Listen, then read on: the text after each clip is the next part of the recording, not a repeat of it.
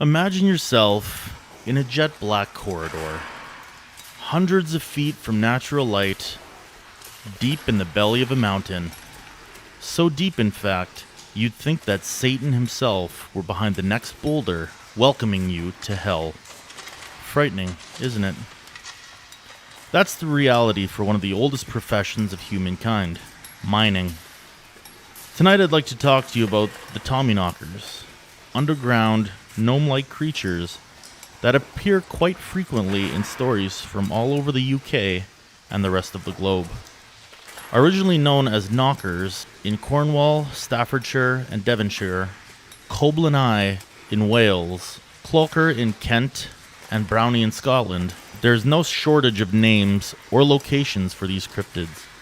Said to stand at just 2 feet tall, with a disproportionately large head, longer than appropriate arms for their size, and sprouting white hair out of the tops of their heads. These gnomes are said to wear traditional miners' clothing and have been seen deep in mines all over the world. Considered by most miners to be benevolent, albeit mischievous, these creatures got their names by knocking on the walls of the mines to warn miners of impending cave-ins.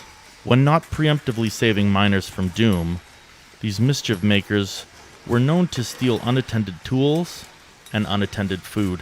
As a gesture of goodwill and thanks for keeping them safe, miners became accustomed to leaving food and drinks for the knockers to keep on their good side.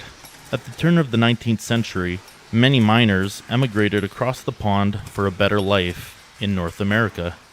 Having to use the skills that they had, most miners continued to mine for companies already in business, mining precious metals in Colorado, California, and Nevada.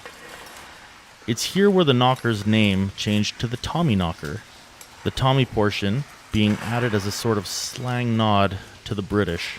The belief in Tommyknockers was so real that when many mines were closed down and blast sealed in the late 50s and early 60s, petitions were filed to have the mine entrances reopened to allow the Tommyknockers to be set free, effectively allowing them to move on and become guardians of new mines. Now, not everyone believed that these subterranean elves were benevolent. There were those who believed that the Tommyknockers would call out the name of a lone miner or imitate the voice of a child in order to lure victims deep into the abyss of the mine system, where they would inevitably meet their demise. There are also those who believe that the knocking for which they are named isn't knocking at all. It's the sound of tiny pickaxes weakening the support structures for the ceiling of the mine, in effect, causing the roof to collapse. My question is, what do you think? Are they friend? Are they foe?